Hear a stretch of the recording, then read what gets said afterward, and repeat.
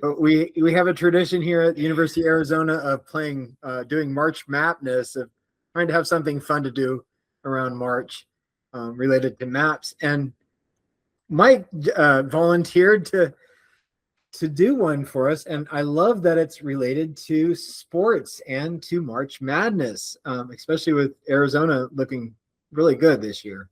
So Really good. yeah, so it's exciting for us Arizonans. Take it away, Mike. Sure. Chris and I were colleagues back in the day at ASU. But I stayed there my whole career.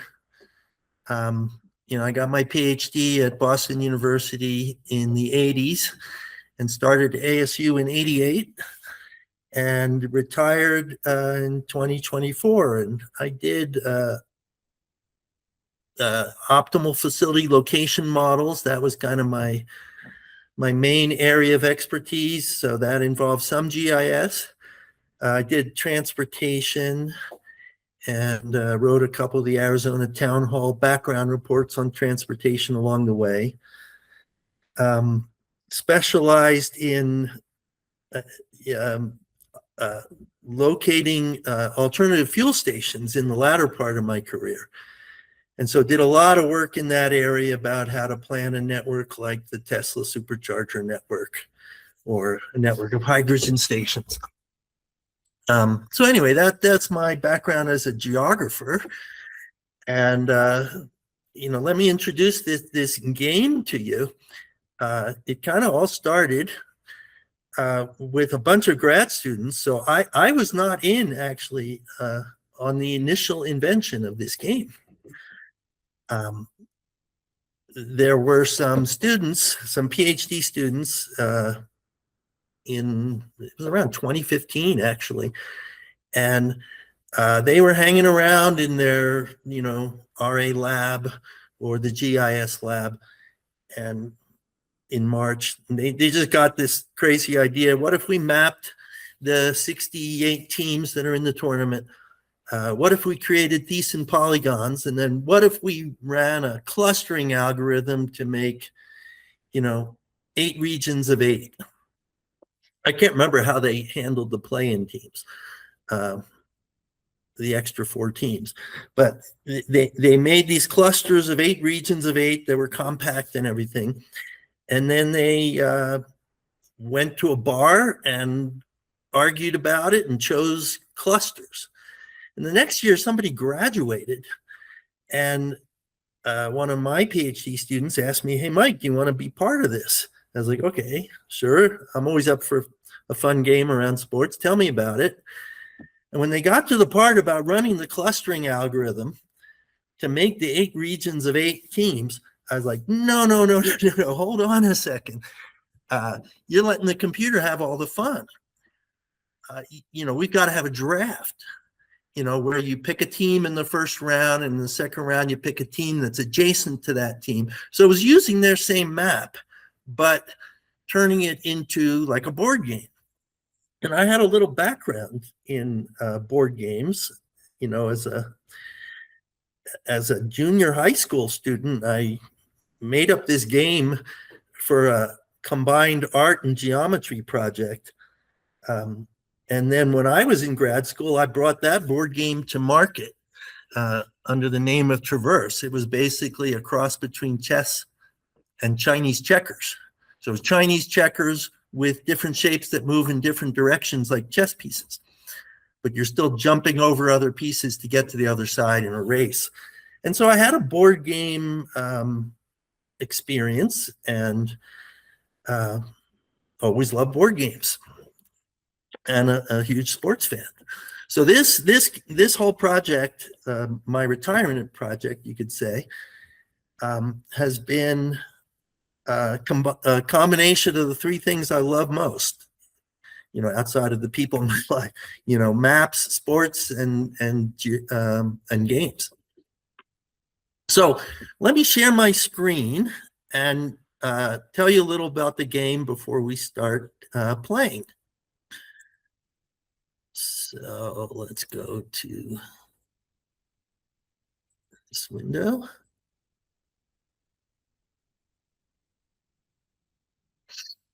Okay, so here's our Maptasy website, and you probably have it open.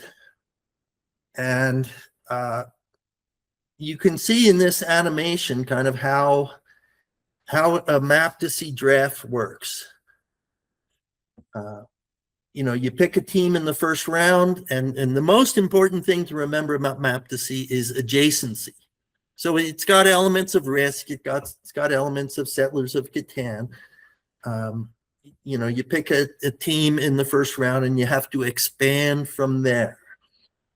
So let me show you a practice league that Chris and I did last week, where I was explaining to him how to play. We called it the U of A Test League. It was for last year's map of teams. And we played with Chris and me and 3 bots that we named after some of our former ASU colleagues. So you can see Chris picked Arizona, which was a 4 seed last year in the first round. And then we all picked, and then it works with a snake draft. So whoever picks last in the first round gets to pick second or first in the second round. So the team the bot that picked Florida in the first round then picked Georgia. So it goes like that. And, so you have to think about picking a good team, because like any fantasy sport, you're going to get points based on how well your players, or in this case, your teams, do. So you can see how that kind of expanded, and each of our 5 teams kept picking. And then what can happen, right? Let's see here, is you can get boxed in. So at this point, Orange has no unchosen teams next to any of theirs. So you can see that, and also Purple. So McHughbot, they got skipped. And so then they can later pick a team. Like you can see out here, the Purple team picked San Diego State because they ran out of places. So they lost a turn, but then they can jump behind enemy lines and pick a team that is still available. So that's basically how you play. There are rules up here on the website, and that shows you what the scoring system is. So we're using a system that playing games in the first round counts 1. Then it goes 2, 4, 8, 12, and 16 for wins in those rounds. And then we also have upset bonuses. So that is the higher seed minus the lower seed. So if a 12 beats a 5, that's an upset. They get 7 bonus points, 12 minus 5, and they get 1 for in the first round. Okay. And that's pretty much all you need to know to play this game. After we finish drafting, you will have this will be like your league homepage, maptasy.com/league/U of A Test League is the name of our league. And it's going to have 2 tabs. It's going to have draft and results. And then as the games get played, you'll see the scores popping up. The points will be added to the standings. The standings will shuffle. Teams that lose will get crossed out. And in this case, the team that had the eventual champion, which was Florida, came in second. And Rodrigo bot. So the 2 of the bots beat me and Chris in picking last year's results. Any questions so far?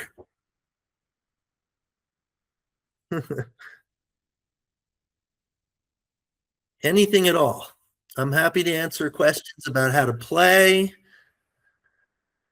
Yeah, we can play with bots, Samantha, if you're not able to hang on. Thanks for coming. You guys are recording, right? So I can rewatch later. Yes, we are Yeah. recording. Okay, awesome. Chris, make sure you send it out to Ajit because this sounds really cool. Oh, on agent. Okay, will do. Yeah. Thanks. Thank you. Thanks, Samantha. Thank you. Bye. Jairus, do you have any questions so far? No, yeah, no questions for me. Yeah, it sounds really fun and interesting. Yeah, I also like maps, sports. So yeah, it does sound fun. Great. And any GIS questions about how any of this works? No, not really, no. Or how we created Yeah, things? tell us a little bit about they're Thesean polygons, right? They're Thesan polygons, or you could call it a Voronoi diagram. Okay. Kind of the same thing. So yeah, we map the points, and then we run create Thesan polygons, and then we clip it to a map of the lower 48 states. Okay. And it's important to clip before you create the adjacency matrix. All right, so there's a tool called generate adjacency weights. I might be garbling that. Hang on.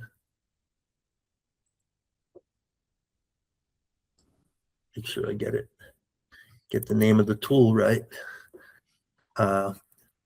Generate spatial weights matrix, right? And then we use contiguity, edges, corner, and we uncheck row standardization. We generate that spatial weights matrix and then convert it to a table, and that's what we output to the programmers, who then put it into the game. But it's important to clip the polygons by the map, the country outline, before you create the spatial weights matrix, because otherwise some of those Thesan polygons will touch each other out in the ocean, within the square, within the rectangle, where they're not touching on the land. And then you have an adjacency between two polygons that don't look like they're adjacent on the land. So you got to clip first. So create Thesan polygons, clip, and then generate the spatial weights matrix. Then the other key thing is to save it as an SVG file. And when you do save it as an SVG file, you have to make sure that you there's a box in Pro that says uncheck output as output as image. You do not want to export your SVG as an image, because then each of the polygons is not a separate object.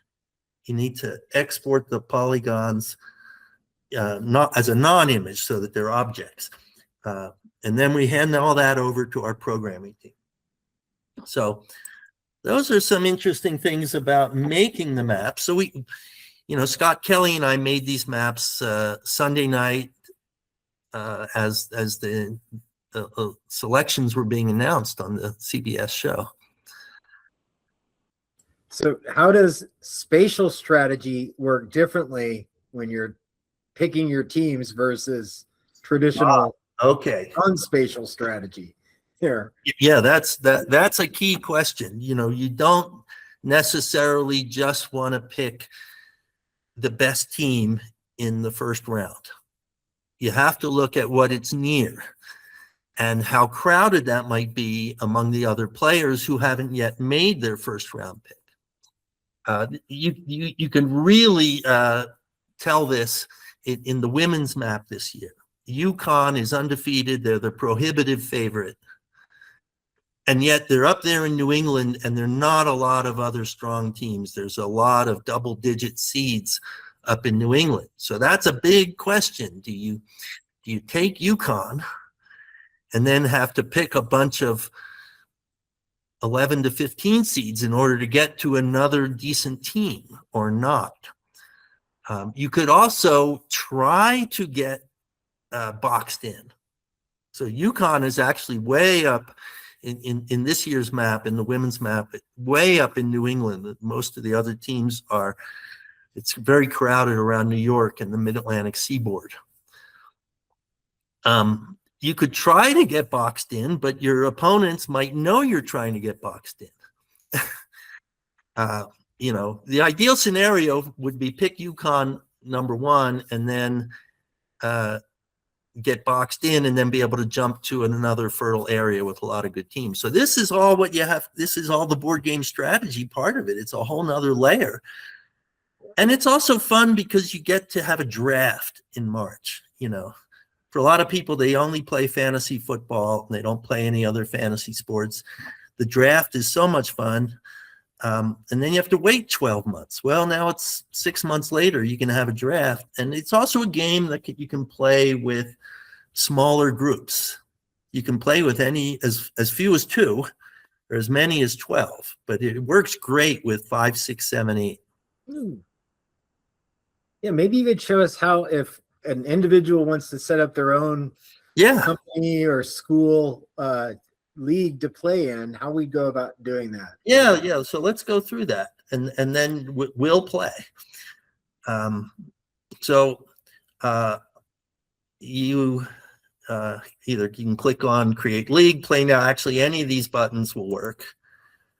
So I'm going to click on Create League, and you guys just sit tight until I've created a league, and then I will give you the link to join it. So I'm going to click on Create League.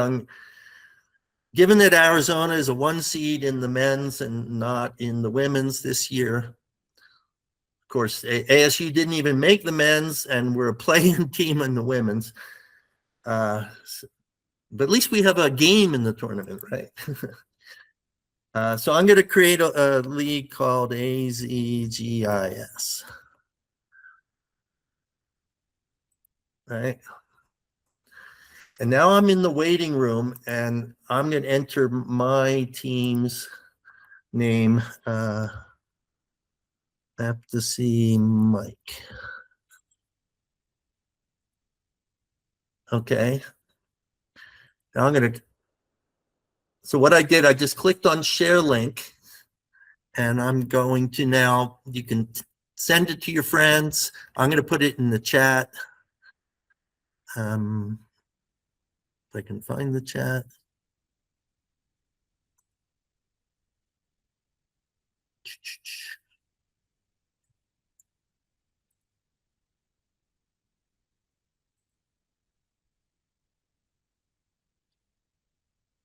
Lost the chat.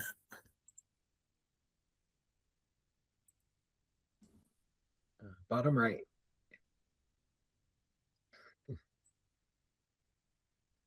Yeah, it should be bottom right. Oh, there it is. My window was too small.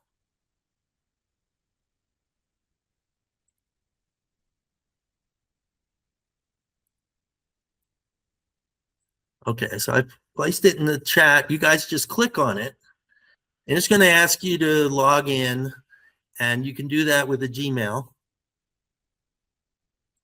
And while I'm waiting for you guys to join, I'm going to add a couple of bots. I'll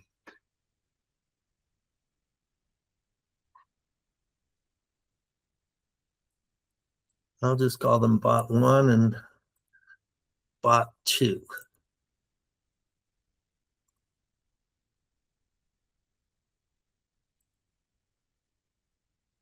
Okay, so we've got 5 players in the game. It's important that you don't click start game until everybody has joined. And now you can see the map. And before we start, I'll just show you a couple features. That is, expand. You can zoom in and out with your mouse scroll bar.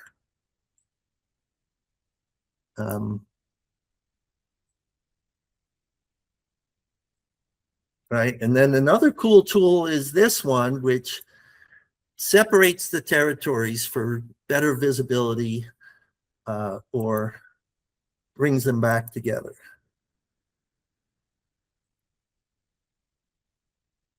So are we ready to start game? Okay, it's Go going to be for it. random who has the first pick. But remember, look for an area with, where you can start with a really good team, and there are also some other good teams near that, or some upset. You might think there's a 12 seed or a 13 seed that has a really good chance for upset. You can get a lot of points that way. So it's not just about the high seeds. But I'm going to click start game, and here we go. You have a minute and a half to make your pick, but a little secret is it won't actually cut you off at the minute and a half. So, Chris, you have the first pick. Let's see.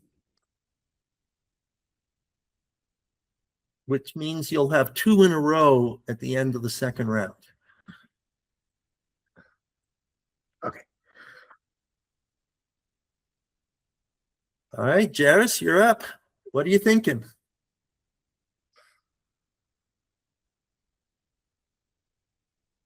Jairus, you're muted. Yeah, picking my team now.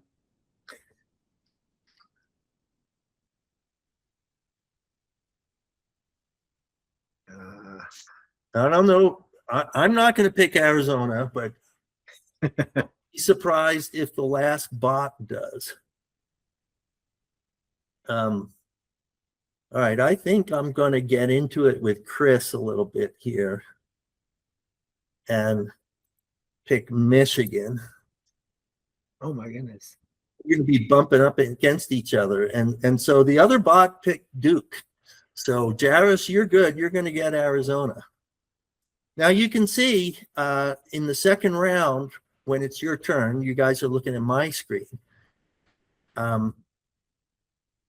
It's going to highlight the teams that are available. So I could look at Ohio State. They're an 8 seed in the East region. They're ranked 29. I'm not going to pick them. I could probably just go by, I'm not going to pick a 14 seed right now. So I'm going to pick the Michigan State, the 3 seed.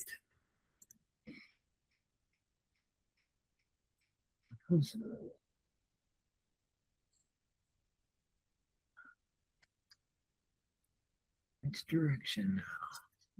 So Jairus, I think you got a little lucky there by picking Texas Tech before Arizona, because there were a couple teams after you that could have sniped you and taken Arizona first, but it worked. So Chris is up. What are you thinking?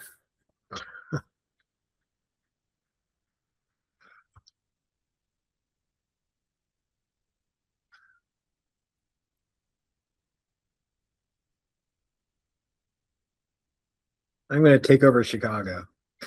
There you go. Arizona might be headed for a collision with Wisconsin, I think.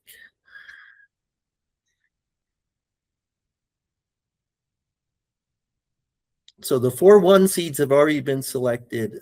2 and a couple 3s have been selected. Chris, you're on your second pick now, the first one of the third round. Gotcha. Okay. Sorry. Which direction? So you've got also your roster on your right. You can look at other people's rosters with that drop-down window. I'm going to explode my territories a little.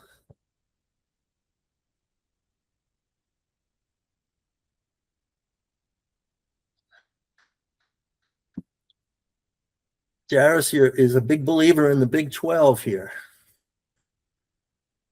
Okay. Now, my question is, am I going to go for Miami of Ohio as an 11 seed?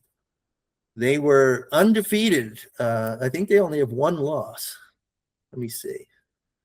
28-1, but they played such a soft schedule in the MAC. Do I want that? Well, Chris cut me off in Wisconsin, so I pretty much have to go south. I'm going to go with Ohio State. Good GIS department there. And I think what I'm going to try to do is beat blue to UConn and St. John's.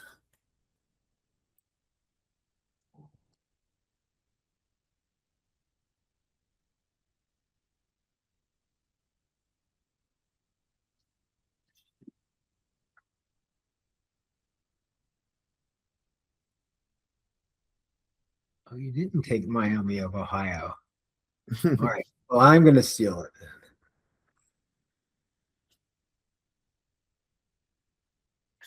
I'll show you something that's pretty interesting on this year's map.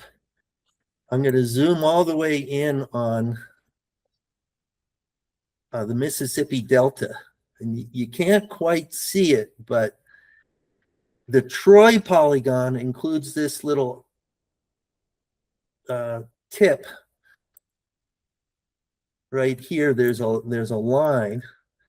So it doesn't look like it on the map, but Troy is adjacent to McNeese. So in terms of who's going to get Houston, well, you know, seed that's still hanging out there. Chris, you're up for another pick here. Oh, I am. This is the draft ribbon right here. So this is the next pick, current turn, next pick, next.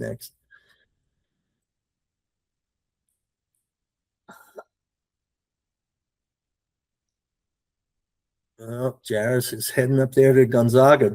Jairus, you've got the whole West to yourself at this point.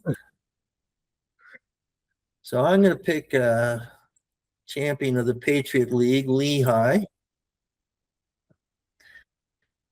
And I want to get to St. John's and UConn. I guess I'll take Siena, a 16 seed. So I've had to take a couple 16s to get to a couple good Northeast teams.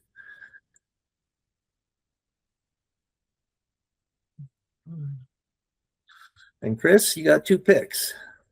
Okay. Let's go in here. That's some fertile territory there. A lot of 4s and 2s. And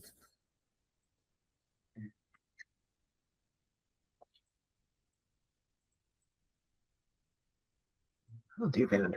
Okay.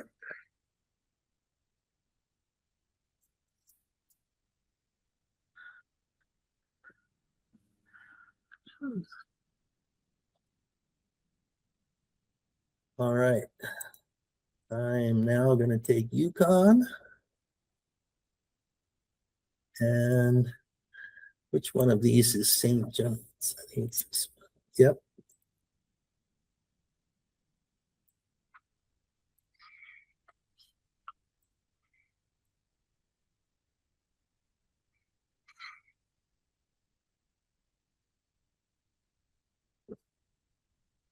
Now I'm going to be hoping for some upsets.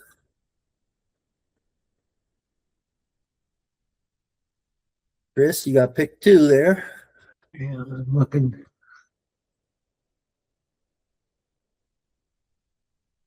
Jairus, did you have a reason for going north rather, towards, say, Iowa State rather than Houston? They're both 2 seeds. Yeah, I don't know. I'm just kind of trying to pick higher seeds over lower seeds. Yeah, we'll see if that works out. I don't know. Yeah, I think that's a smart move. There's more good seats, Nebraska, Kansas, Iowa State way. Now my goal is to leave some of these 16 seeds to the other teams that get boxed in. So I want to pick off Villanova and I grew up in Philly, so I'm going to take Villanova and Penn.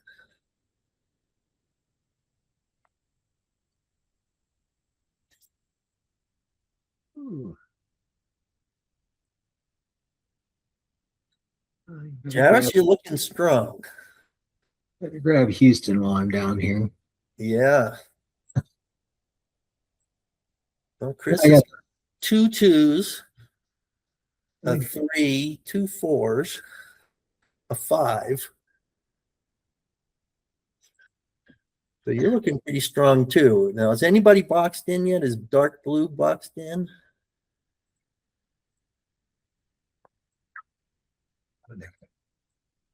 I'm following the Mississippi Delta strategy is my goal. Uh-huh. Yeah, yeah. You got the almost the whole watershed there.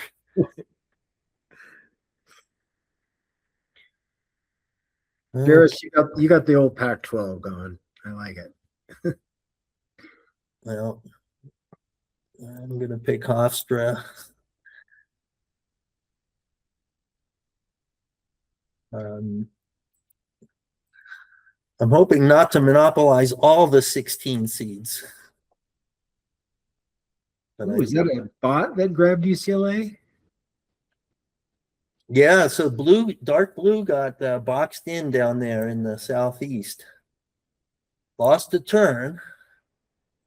But yeah, if Orange was thought they had UCLA in the bag, and by the way, quirk of this year's map is that Hawaii made the tournament. I love And it. we had to put them somewhere, and we didn't want to do an inset map or anything like that to make everything else smaller by fitting it in. So it was closest to UCLA and Santa Clara, and we just generated a Thiessen polygon with a point out here representing Hawaii. I'd like to move this label out here so it makes it more clear that Hawaii is not actually located here. So this is the one exception to the realistic Thiessen polygons. The points in this area are obviously closer to UCLA and Santa Clara than they are to Hawaii.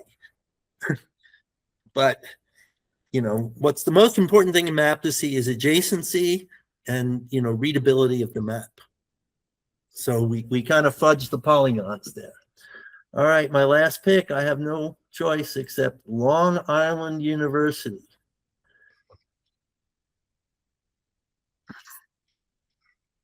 I have a very bimodal distribution of seeds on my team.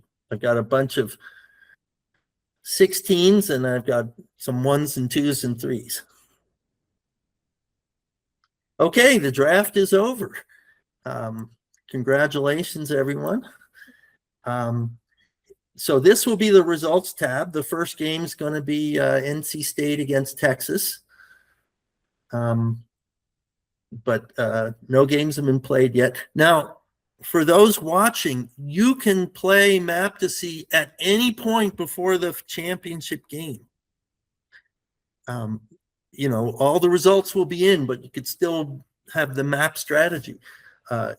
The games that have already been completed, those teams are eligible to be picked. But you know the results, so it takes a little bit of the fun out of it. Sweet. But if we want to see the draft, and you can do this is one of my favorite features. You can just play an animation of it, or you can control the slider and say, "Oh, look what you did right there." I don't know if either of you guys want to go back to some key point in the draft where you did X and not Y, and you thought you gained an advantage out of it. So why did it leave the 3 polygons unpicked? Okay, so we played with 5 players. Okay. We each got 13 teams. So we Gotcha. want to start on a level playing field. Everybody gets the same number of teams. Even if you're boxed in and lose a turn, you get a turn at the end. Okay. So 13 times 5, 65 teams. There's 3 left over. We have a football game for college and pro where there's capturing. So when one of your teams beats someone else's team, you capture it. And so those unclaimed teams eventually get claimed in the football games. But in March Mania, it's a single elimination tournament. There's not a whole lot of point in capturing a team when you beat it. So those will remain unclaimed in this version. So what sport leagues do you have set up for Maptasy? So thanks for that question. So far we have 3, and we this is our second year of Maptasy. So we launched with March Madness last year for men's and women, and we've got that again this year. Our next game after that will be for the NFL draft. Okay. So we had some interns last year at the ASU Sports Law and Business program, where my partner will be the next executive director, actually. And they came up with the idea of doing the NFL draft because they're big fantasy sports fans, and there was no game for the NFL draft. So the this year's map will have the Power 5 conferences plus Notre Dame. The Pac-12 is coming back this fall with 8 teams in it. So we included those teams, and then it looks a bit like this, and you get points when your players are drafted high. And so I don't know if you know this, but the NFL draft, the day one of the NFL draft is watched by more sports fans in America than the World Series or the NBA Finals. It's a very popular event.